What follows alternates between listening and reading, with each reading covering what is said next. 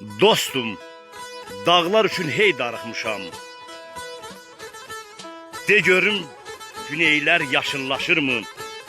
Daşların dibində sızaq bulaqlar bahar eşqi ilə aşıb daşırmı?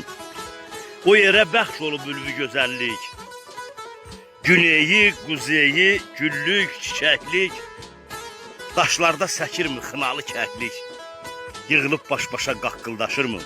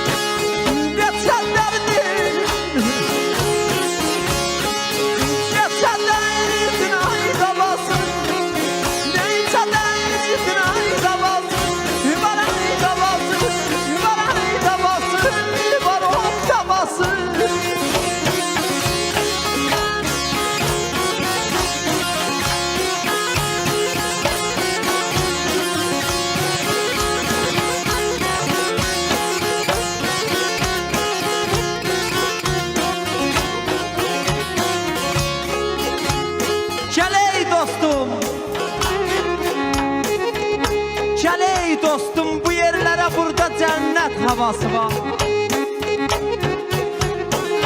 Serin soyuq bulaqlarda neçə dərdin davası var.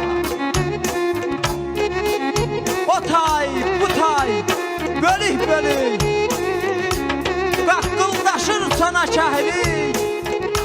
Qayalarda körpəlik çöldə